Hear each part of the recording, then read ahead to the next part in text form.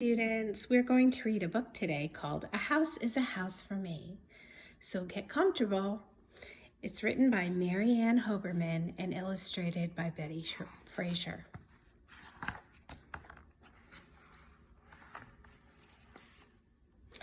A hill is a house for an ant. A hive is a house for a bee. A hole is a house for a mole or a mouse. And a house is a house for me. A web is a house for a spider. A bird builds its nest in a tree. There is nothing so snug as a bug in a rug, and a house is a house for me. A coop, that's a house for a chicken. A sty, that's a house for a sow. A fold, that's where sheep all gather to sleep. A barn, that's a house for a cow. It is also, of course, a house for a horse.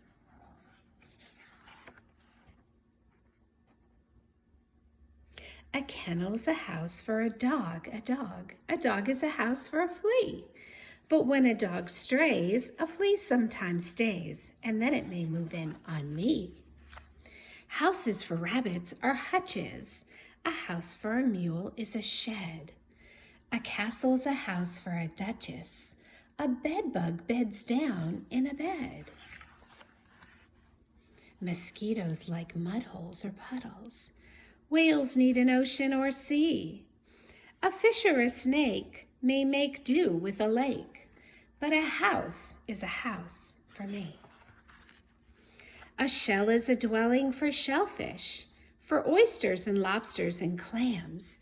Each snail has a shell and each turtle as well, but not any lions or lambs. Lions live out in the open. Monkeys live up in a tree. Hippos live down in a river. Now, what do you know about me?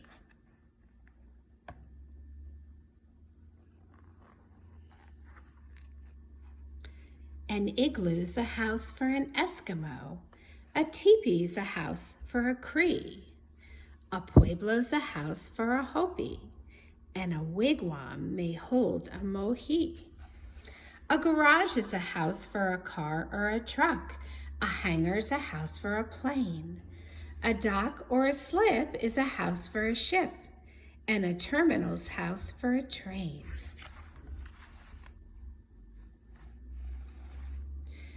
A husk is a house for a corn ear. A pod is a place for a pea. A nutshell's a hut for a hickory nut. But what is a shelter for me? A glove is a house for a hand. A stocking's a house for a knee. A shoe or a boot is a house for a foot, and a house is a house for me. A box is a house for a tea bag. A teapot's a house for some tea. If you pour me a cup and I drink it all up, then the tea house will turn into me.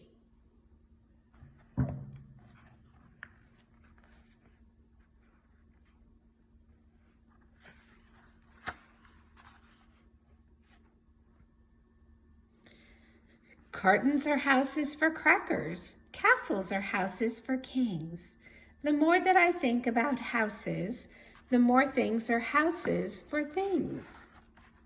And if you get started in thinking, I think you will find it is true that the more that you think about houses for things, the more things are houses for you.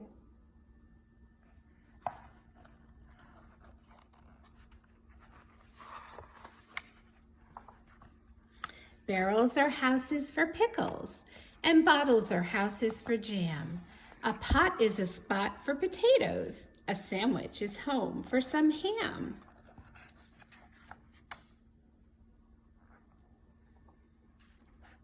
The cookie jar's home to the cookies. The bread box is home to the bread. My coat is a house for my body. My hat is a house for my head. Perhaps I have started far-fetching. Perhaps I am stretching things some. A mirror is a house for reflections. A throat is a house for a hum. But once you get started in thinking, You think and you think and you think how pockets are houses for pennies and pens can be houses for ink. How peaches are houses for peach pits and sometimes are houses for worms. How trash cans are houses for garbage and garbage makes houses for germs.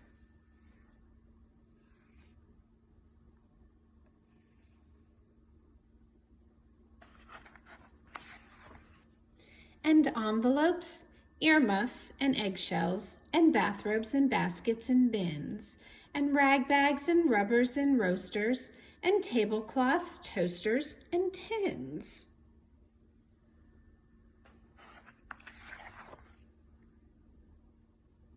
And once you get started in thinking this way, it seems that whatever you see is either a house or it lives in a house, and a house is a house for me. A book is a house for a story. A rose is a house for a smell. My head is a house for a secret I never will tell. A flower's at home in a garden. A donkey's at home in a stall. Each creature that's known has a house of its own. And the earth is a house for us all.